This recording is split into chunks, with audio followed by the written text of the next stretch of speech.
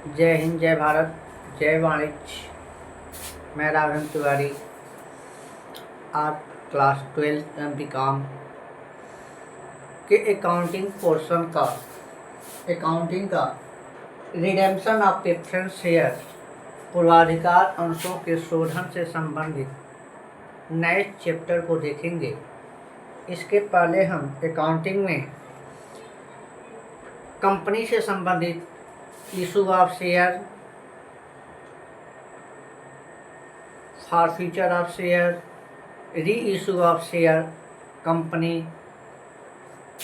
Company के जो विशेषताएं आदि के बारे में पढ़े थे। अब नेक्स्ट चैप्टर की तरफ बढ़ते हैं, redemption of preference share. Redemption of preference share पूर्वाधिकार अंश क्या होता है? अंशों के प्रकार में हमने पढ़ा था पूर्वाधिकार अंश या प्रेफरेंस शेयर वे शेयर जिन्हें दो प्रकार के अधिकार प्राप्त होते हैं। पहला अधिकार होता है कि लाभांश पहले प्राप्त करने का, डिविडेंड पहले प्राप्त करने का अधिकार होगा, और दूसरा हम पढ़े थे कि उन्हें कंपनी के समापन की दशा में अपनी पूंजी पहले प्राप्त करने का अधिकार होता है। जिस अंशधारियों को वैसे अंशधारियों का जो अंश होता है उसे हम क्या कहते हैं? पूर्वाधिकार अंश या प्रेफरेंस शेयर कहते हैं। आइए यहाँ हम इसको पढ़ते हैं। Redemption of preference share. Redemption का मतलब होता है शोधन। शोधन के बारे में बाद में पढ़ेंगे। किसी चीज़ को पढ़ने से पहले उसकी बेसिक चीज़ों को हमको जानना जरूरी होता है। ठीक है, रिडेम्पशन ऑफ प्रेफरेंस शेयर हम पढ़ रहे हैं तो रिडेम्पशन ऑफ प्रेफरेंस शेयर तो बाद में पढ़ेंगे। पहले प्रेफरेंस शेयर क्या होता है उसके बारे में जाने, एक बार यादें भी ताज़ा हो जाएंगी जो इसके नेक्स्ट वीडियो में आपको मिलेगा भी प्रेफरेंस शेयर क्या होता है। आइए देखते हैं, लिखा हुआ है पूर्वाधिकार अंशों से आशय, meaning of the preference share. Company अधिनियम 2013 की धारा 4343 के अनुसार कहा गया है, अंशों द्वारा सीमित किसी कंपनी की दशा में पूर्वाधिकार अंश पूंजी कंपनी की निर्गमित अंश पूंजी का वह भाग है जिसे निम्नलिखित के संबंध में पूर्वाधिकारी या अधिमानी, जिसको कहते हैं, अधिकार प्राप्त है। मतलब सीमित दायित्व वाली कंपनी जो है उसमें अंश पूंजी के निर्गमन में अंश पूंजी का वह भाग जिसमें निम्नलिखित अधिकार प्राप्त हों, जिसके संबंध में निम्नलिखित अधिकार प्राप्त हों, किसके अकॉर्डिंग? कंपनी अधिनियम 2013 की धारा 4343 के अनुसार वह अधिकार क्या है? पहला अधिकार ये दिया है, लाभांश का भुगतान चाहे निश्चित राशि के रूप में हो या एक निर्धारित दर पर गणना की जाने वाली राशि के रूप में हो, जो कर मुक्त हो सकता है या कर सहित हो सकता है। मतलब वे अंश जिस पर लाभांश क्या होगा, या तो निर्धारित होगा कि मतलब अगर 10 रुपये का शेयर है तो 2 रुपये लाभांश दिया जाना है तो दिया जाएगा, या तो एक निर्धारित दर हो कि 100 रुपये का शेयर है, 100 रुपये के शेयर का 10% हम डिविडेंड बांटेंगे, हर हाल में बांटेंगे, चाहे लाभ हो चाहे ना हो। अगर इस प्रकार की कोई शर्तें लिखी हो, और वह डिविडेंड कैसा हो सकता है? या तो बिना टैक्स का होगा, उस पर टैक्स नहीं लगेगा, या तो टैक्स सहित टैक्स लग सकता है, उस पर टैक्स लगाया जा सकता है। इस तरीके का कोई डिविडेंड देने की शर्तें हैं अंशों पे, तो वह अंश क्या कहलाएंगे? प्रेफरेंस शेयर कहलाएंगे। पहला शर्त समझ में आया। दूसरा शर्त कह रहा है, समापन की दशा में या पूंजी के पुनः भुगतान पर चुकता अंश, पेड अप शेयर कैपिटल या चुकता मानी जाने वाली राशि का भुगतान, चाहे कंपनी के पार्षद सीमा नियम या अंतर नियम में किसी निर्धारित स्तर पर प्रीमियम का भुगतान का पूर्वाधिकारी अधिकार हो या नहीं।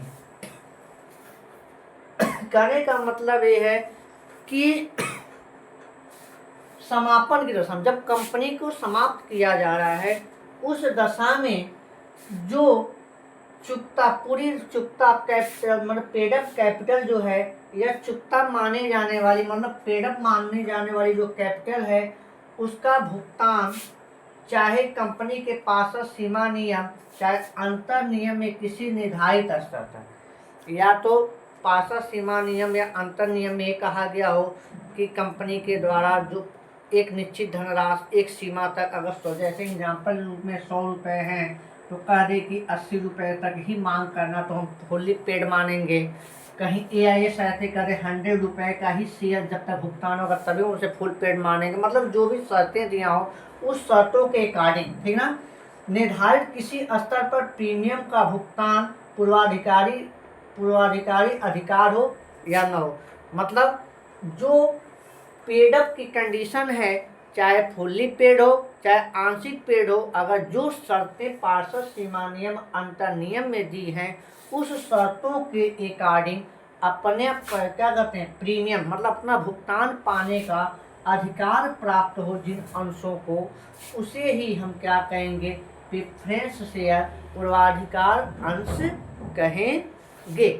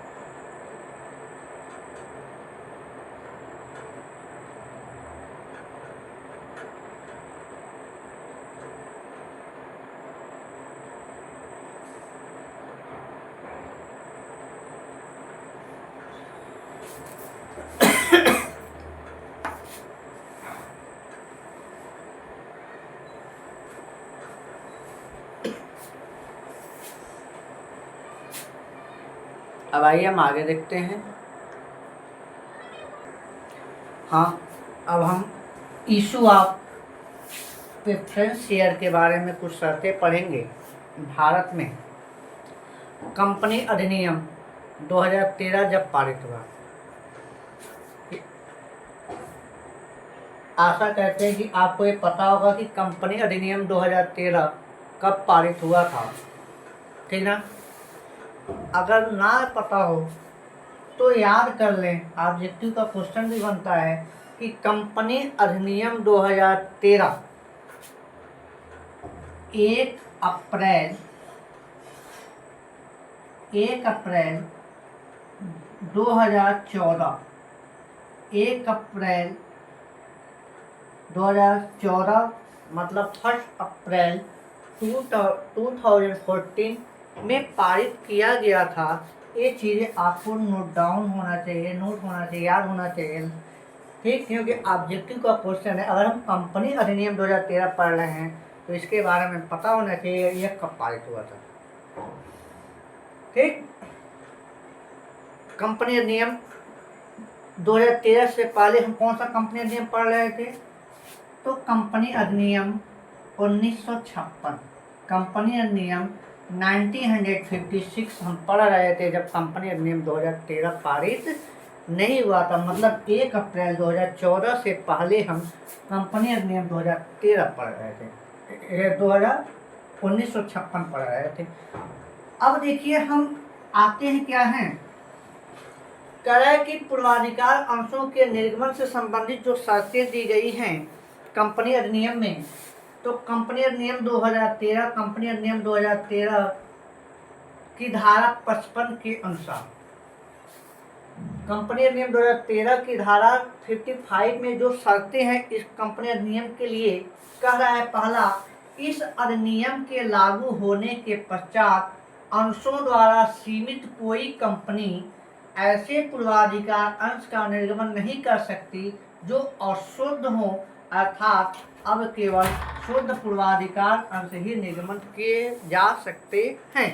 कहने का मतलब ये है कि जब 1 अप्रैल 2014 में कंपनी अधिनियम लागू हुआ उसके बाद से भारत में कोई भी कोई भी सीमित कम अंशों वाली कंपनी, मतलब जो अपने अंशों का दायित्व क्या हो, सीमित रखती हो, ठीक ना, वह किसी भी दशा में non redemption preference share issue नहीं करेगी। उसे हर दशा में रिडेम्पशन प्रेफरेंस शेयर ही इशू करने का अधिकार है। मतलब वह क्या कहते हैं, केवल शुद्ध पूर्वाधिकार अंशों का निर्गमन करेगी और शुद्ध पूर्वाधिकार अंशों का निर्गमन नहीं करेगी। पहली शर्त यह कंपनी अधिनियम 2013 की धारा 55 में कहा गया है।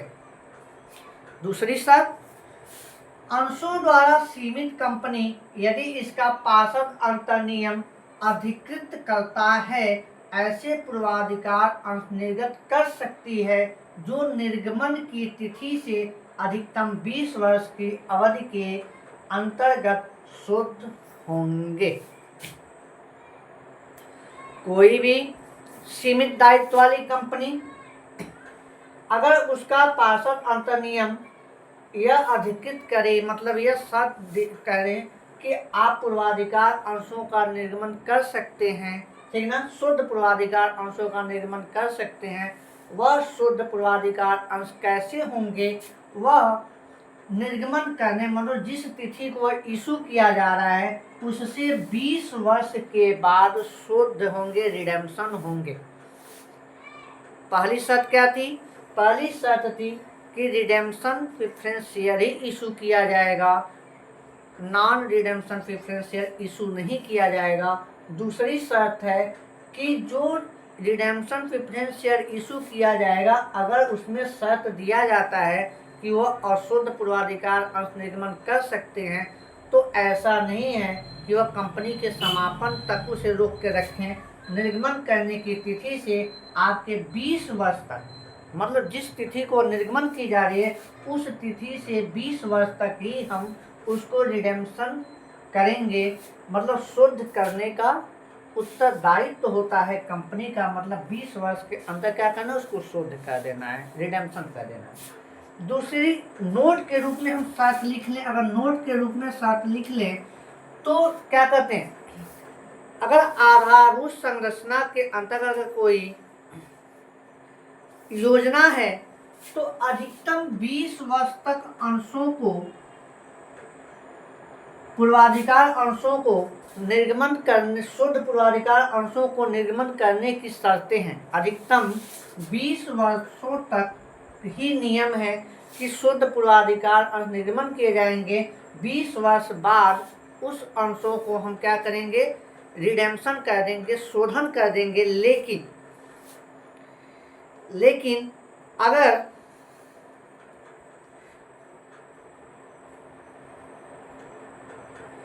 अगर कंपनी चाहे तो इस अवधि को, 20 वर्षों की अवधि को बढ़ा भी सकती है। 20 वर्ष की अवधि को क्या कर सकती है, शर्त क्या है, शर्त यही है कि निर्गमन की तिथि से 20 वर्ष तक हम हर हाल में अंशों का क्या करेंगे, रिडेम्पशन कर देंगे। लेकिन अगर कंपनी चाहे तो अपने इस 20 वर्षों के बढ़ा भी सकती है, मतलब रिडेम्पशन ऑफ जो प्रेफरेंस शेयर इशू किया जाएगा 20 वर्ष से अधिक भी किया जा सकता है, लेकिन 30 वर्ष से अधिक नहीं होगा, 30 वर्ष से अधिक नहीं होगा, ठीक ना। तो मतलब 20 वर्ष से 30 वर्ष के बीच में ही हम अपने रिडेम्पशन ऑफ प्रेफरेंस शेयर को हमें क्या करना है, रिडेम्पशन कर देना है हर दशा में। एक कंपनी का नियम है, कंपनी अधिनियम 2013 की धारा 55 के अकॉर्डिंग। पहला क्या है कि रिडेम्पशन प्रेफरेंस शेयर इशू किया जाएगा। दूसरा क्या है, जो रिडेम्पशन प्रेफरेंस शेयर है उसको 20 वर्षों के अंदर ही रिडेम्पशन करना है। अगली नोट के रूप में हम जाने कि जो शर्त निर्गमन की तिथि से 20 वर्ष तक का है, कंपनी के अगर आधारभूत संरचना में कोई परिवर्तन होता है, पार्षद सीमा नियम अंतर्नियम में कोई संरचना किया जाता है, परिवर्तन किया जाता है, तो वह अवधि 20 वर्ष से बढ़ाई जा सकती है, लेकिन 30 वर्ष से अधिक नहीं होगी। अर्थात 20 से 30 के बीच में ही हमें रिडेम्पशन करना है प्रेफरेंस शेयर का।